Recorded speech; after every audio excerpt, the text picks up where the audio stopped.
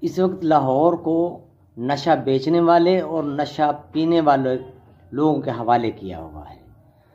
نشئی لوگ فیروز پور روڈ کے جو بھی پیدل گزرنے کے لیے پل بنے ہوئے ہیں لوہے کے، ان پر ڈیرے جمائے ہوئے ہیں نشئی لوگوں نے، اور آتے جاتے لوگوں کو لوٹنا، چھیڑخانی کرنا اور وہیں ٹیکہ بازی کرنا، وہیں نشہ کرنا ان کا ایک قسم کا فریضہ بنا ہوا ہے۔ کوئی پوچھنے والا نہیں، نہ پنجاب پولیس پوچھ رہی ہے، نہ اینٹی نارکوٹکس پوچھ رہی ہے کہ انہیں نشہ کون بیچتا ہے، یہ نشہ کہاں سے خریدتے ہیں اور یہ نشہ کیوں پیتے ہیں۔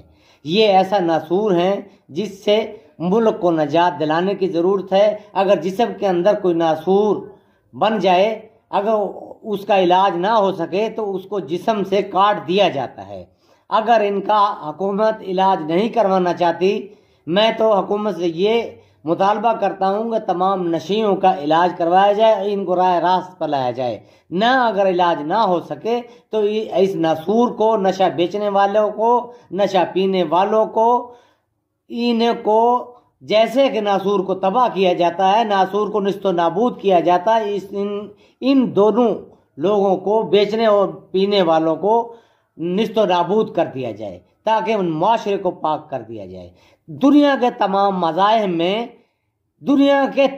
مذاہب میں یہ ہے کہ جو لوگ معاشرے کو نقصان پہنچائیں، جو معاشرے میں گندگی ڈالیں، جو معاشرے کو کسی بھی قسم کا ایسا نقصان پہنچائیں جس سے معاشرہ بگڑ رہا ہو، تو ایسے ناسور کی سزا اس کو معاف کرنا ہے ہی نہیں، اس کو تلف کرنا ہی ہے۔